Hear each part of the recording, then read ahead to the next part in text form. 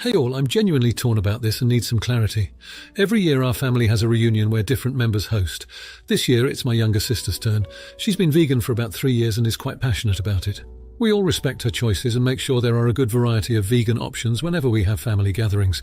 When she announced she will be hosting, she also said that the entire menu would be vegan to align with her beliefs and that it's a chance for the family to try something different.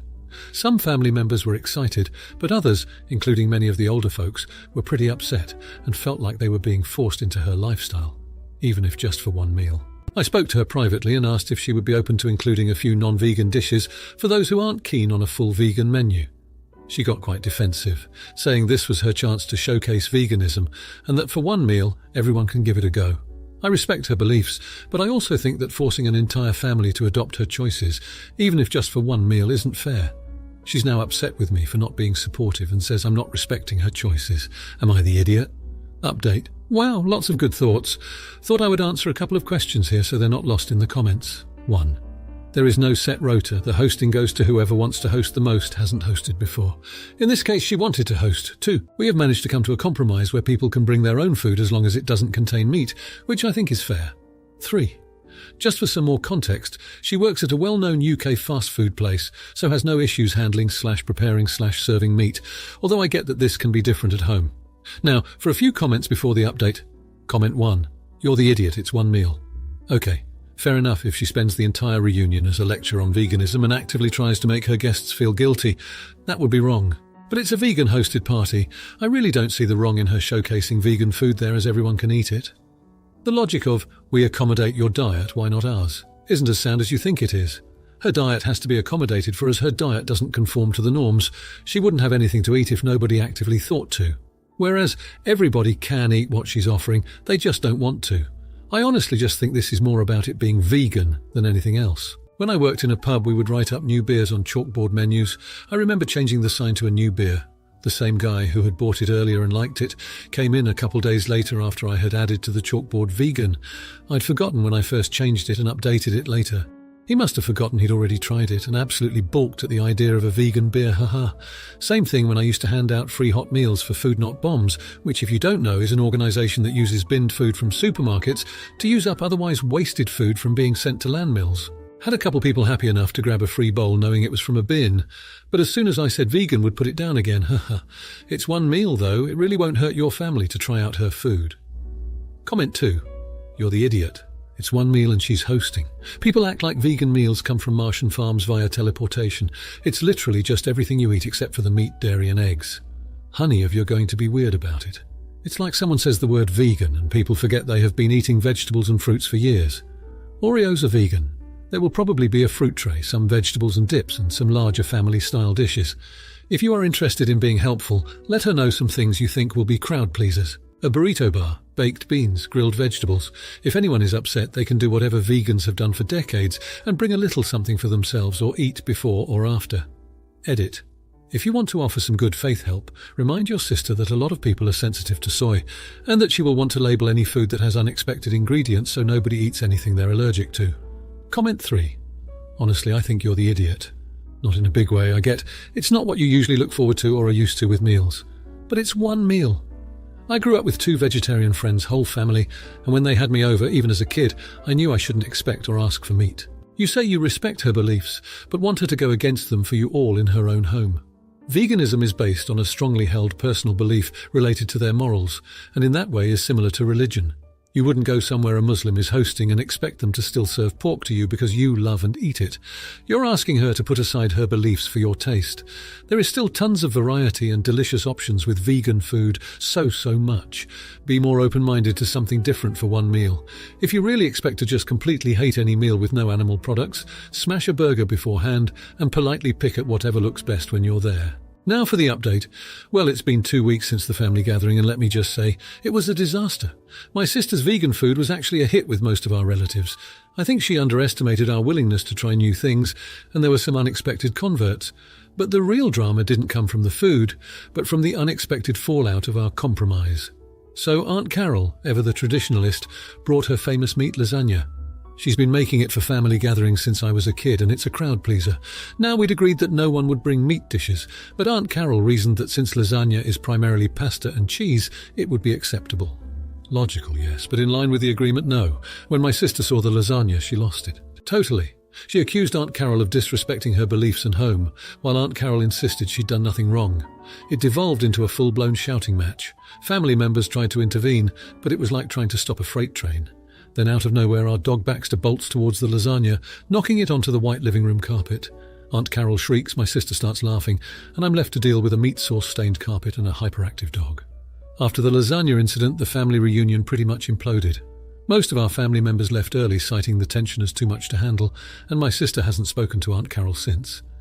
Meanwhile, I'm stuck in the middle of this family feud, and am now questioning the wisdom of our compromise. Maybe it would have been easier to just try the vegan food after all.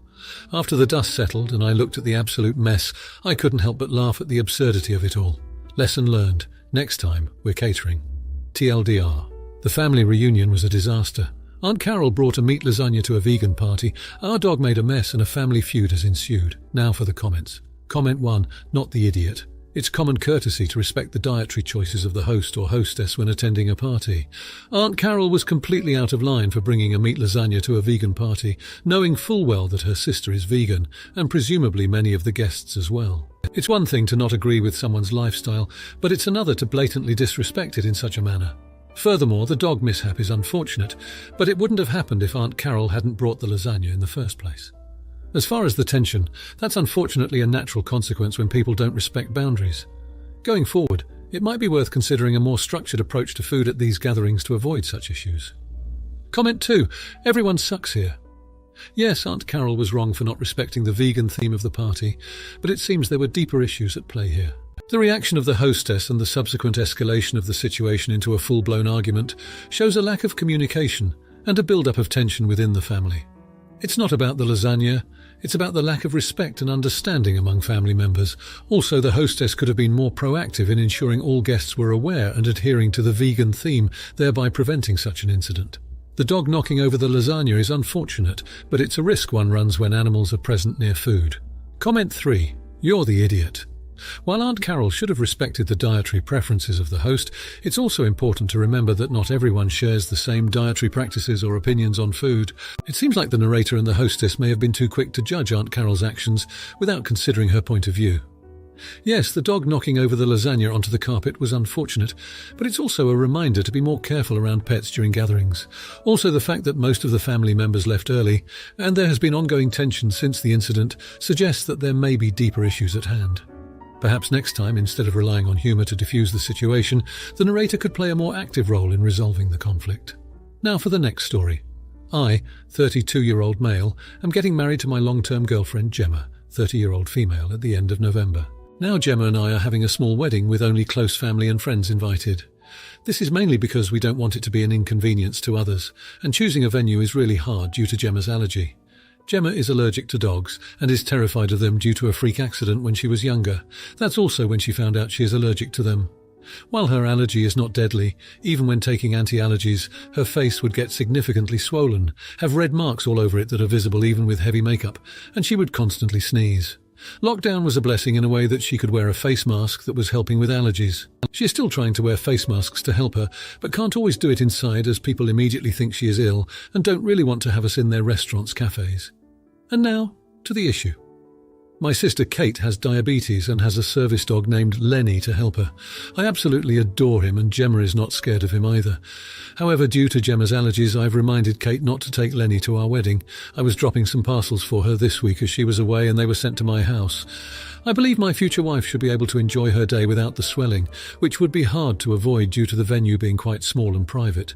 Gemma gets the reaction, even if there's a dog in the same supermarket, even if it doesn't touch her. My sister has reminded me that he is a service animal, and I can't ask her not to take him, but I have told her he is still a dog, and being a service animal doesn't miraculously cancel my wife's allergies, and she knew about them from the start. I'm not asking her not to take him to any family get-togethers, I am just asking her not to take him to our wedding. My sister and my mum both called me a jerk and are not talking to me. They have threatened not to come to the wedding, which I said is fine as I value my wife's comfort more. But still, am I the jerk? Now for a few comments before the update. Comment 1. So, your wife is supposed to get swollen and gets hives and sneeze and generally be miserable on her own wedding day. A wedding like this one doesn't take place without a bride. Guess who is not strictly essential to this wedding? Your sister. If they are okay with the bride being miserable, then these people are not interested in celebrating you as a couple. They can stay home. And please send them this post so that they can see from the comment just how awful they are being. Also, given that it is only for a few hours, and depending on the severity of her condition, is it possible to work out a solution? Like she constantly checks her blood sugar during the ceremony and then goes home after that? Or has a designated person with her to check on her and administer insulin or food when she needs it? I know that it is not the same as having a dog that can anticipate the changes in sugar levels, but it is worth thinking if there are alternatives. ETA. Not the idiot. Comment 2. So what's your sister's solution? Having your future wife suffer at her own wedding? Is this some kind of dominance play? It's true you can't ask someone to not bring a service dog, but you can uninvite your sister. You have to stick up to your wife, and it's good you are doing so. I'll predict the future now and say that you'll have to do that more often later on, because your sister and your mother will blame your wife for choosing her stupid health over your sister's dog. Not the idiot prepare for more fight in their future. Edit. Second language error happened. I mean, you can't ask someone not to bring a service dog, as in, she can bring it to public places by law. Asking, of course, is always possible. It made sense in my home country language. Comment 3. Cool. Kate can't come to the wedding and also can't come to your house. These two have conflicting needs, which means having to decide who takes priority in a situation. In Gemma's wedding, Gemma's home, Gemma's events in general, that will be Gemma. At Kate's home and Kate's events, that will be Kate. So when it's Kate's event, Kate's home, Gemma can take medication and wear a mask or not attend. When it's Gemma's event, Gemma's home, Kate can leave her dog home and monitor her diabetes in other ways or not attend. And your mum needs to mind her business, not the idiot. Now for the update. Okay, so you won't believe what happened. We decided to proceed with the small wedding despite Kate and Mum's threats. They didn't show up. I was devastated, but Gemma insisted we should have our day despite the family drama. But here's where things get interesting. Midway through the ceremony, we hear a commotion outside the venue. Gemma's face went pale. I knew it before I even turned around. Lenny. Kate had shown up with Lenny. I was furious, but Gemma, she surprised us all. She took a deep breath, looked at the dog and then at Kate. She asked if Lenny had been groomed recently. Kate nodded, a bit confused. Gemma then asked me to hold Lenny's leash. She popped an extra-strength antihistamine and gripped my hand tightly. She stood there next to me, with Lenny a few feet away. There were a few sneezes, a couple of red blotches, but she stood through it all, smiling. Yeah, she and Kate aren't best friends now, but they're talking at least. Mum's still pissed at me, but she's also proud of Gemma. Truth be told, I'm still furious at Kate, but I can't help but admire Gemma's strength. Oh, and the best part, we found out later that Gemma's faced her fear not just for our wedding day, but she's been secretly attending therapy sessions to work on her cynophobia, fear of dogs. She didn't want her fear to dictate our future, how we attend family gatherings or whether we'd ever get a dog. But hey, one thing's certain, we're not getting a dog anytime soon. Now for the comments. Comment 1, not the idiot. You and Gemma made a decision to have a small wedding, which is your right.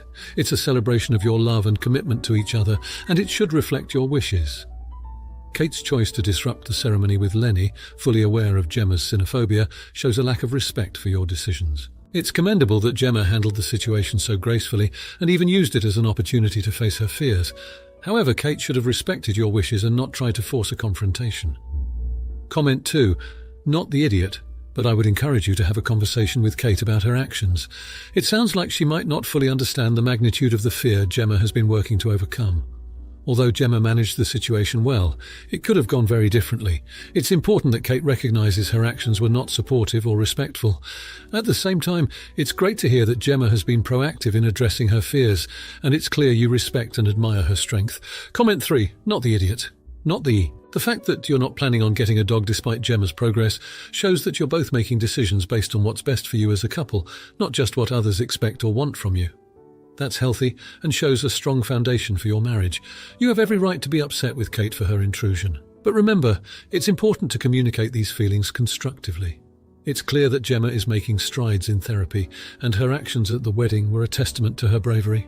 Continue supporting her in these endeavours. Now, for the next story. I, 25-year-old female, met Dave, 26-year-old male, in college. We dated, everything was great. We got engaged and moved in together. Within 10 months, I realised he had a serious issue with masturbation, laziness and some other stuff.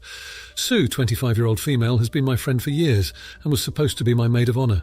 She was upset about the breakup, but one day called and said Dave asked her out. This was a few months after the breakup. I'm not a gatekeeper, I just said, Sue, he's not a good guy. You're like a sister to me, and I wouldn't want my sister involved in the same situation I just got out of. I added some situations. I said, hey, I'm not perfect either, but the relationship was far from balanced and was so toxic. The ring or apartment didn't help. She's a grown butt woman, and I told her to do what she wanted, but seriously. She said she understood. Next week they started dating. I just removed myself. I had blocked my ex and saw he sent me a message on socials, but blocked and deleted all of it. Now, a year and a half later. Side note, I caught my ex trying to mess with my birth control once, which made my intimacy drive trust just fall, and was a big domino in our breakup. He wants kids, yet can't bring himself to shower more than once in 3 days. She called me crying. They're now engaged, with the ring I gave back to him, and she's pregnant. She's at the end of her line. He doesn't help with the house and pays little on bills. He told her, his pregnant girlfriend, to go donate blood if she was so worried about money. I let her cry for an hour. How he's lazy and refuses to work, his negative attitude, and how he's sexting bots online, but how it isn't cheating since it's AI. How lazy and shitty he is. She even retold stories that I told her of what he did to me. I felt numb to listen to it and just thank God it wasn't me. This was what I was afraid of. This is why I left him. At the end, I just mustered, Sue, I told you this would happen when you started dating. Not like a sneery jab, just an emotional, honest one. She hung up. She hasn't tried to contact me since. Am I the idiot for trying to tell my BFF how my ex was when they started dating and being unsympathetic now that the same things I told her are coming true? Now for a few comments before the update. Comment 1. The moment she went out with the guy that was so awful for you, but no big deal to her, she stopped being your friend. She knew everything going in and deluded herself into thinking it would be different with her. I bet she also encouraged you two to break up because she secretly wanted him and could fix him, not the idiot. If she won't get herself out of the situation, I would cut contact TBH. And if you want to be particularly messy, open all those attachments right in front of her for the first time. I'm sure they're all weenie pics too. Comment 2. Not the idiot. It was weird for her to want to date your ex-fiancé. Most people would not do this. Additionally, it's weird because she knew the reasons you broke it off. She made a host of poor decisions and now she is pregnant. She needs to dump him. You gave her all the information she needed about this guy and she ignored you. She is an AH. Your ex is an AH. Comment 3. Not the idiot. How good a friend was she really, though? No good friend goes out with an ex a few months after a breakup. Dollars to donuts that they were already F-ing, and that's why she was so invested in you leaving your ex. She thought he was the prize. Now, for the update. It's been a month since I last spoke with Sue after that bitter phone call, and a lot has happened. I'm trying to process everything, but it's been tough. Sue's pregnancy has become complicated due to her stress levels. It's a high-risk pregnancy now. Dave hasn't changed a bit. He's still sexting other women online, and his laziness seems to have reached the peak. He skipped several doctor appointments that Sue had, leaving her to manage everything on her own. Sue reached out to me again 2 weeks after our last conversation. Her voice was weak and shaky. She was clearly exhausted. She told me she had found more explicit messages on Dave's phone from different women, some even congratulating him on the baby. As much as I'd like to say it didn't hurt, it did. She was supposed to be my maid of honor, my best friend, and there she was, stuck in the same mess that I'd once found myself in. Sue said she's considering leaving Dave, but she's scared. She doesn't want to raise a child on her own, and she's afraid of what other people will say about a single pregnant woman. I wanted to comfort her, tell her everything will be okay, but I found myself at a loss for words. The worst part is, it seems like Dave is enjoying the attention from other women and not taking Sue's pregnancy seriously. He's rarely home, and when he is, he's either sleeping or glued to his computer screen. He doesn't help her with anything, not even the simplest tasks like getting groceries or doing the laundry, and with her high-risk pregnancy, she could really use his help. I've been trying to be there for Sue, despite everything. I can't help but feel partly responsible for her situation. But at the same time, I can't help but feel relieved that it's not me dealing with Dave's immaturity and irresponsibility.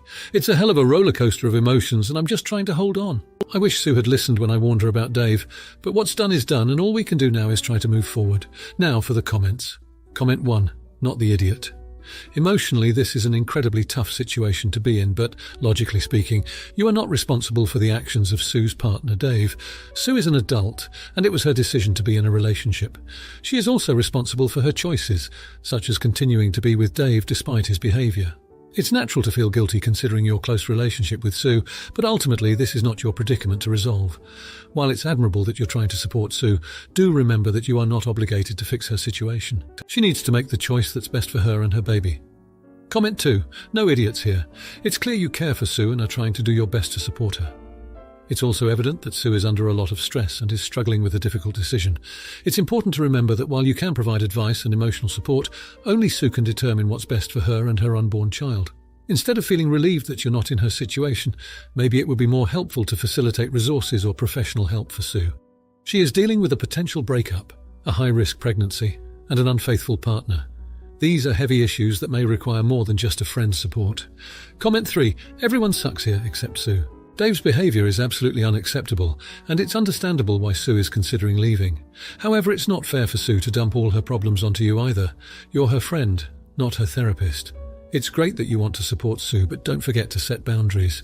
You're allowed to feel relieved that it's not you in this situation, and you're not the jerk for feeling that way. It's human nature to feel grateful when we see others in a worse situation. But it's also a reminder to offer help where we can, without sacrificing our own well-being. If you liked this video, you'll probably like these too. Also, while you're here, please consider subscribing. It's your support that keeps this channel alive and allows me to make better and longer videos. Have a great day.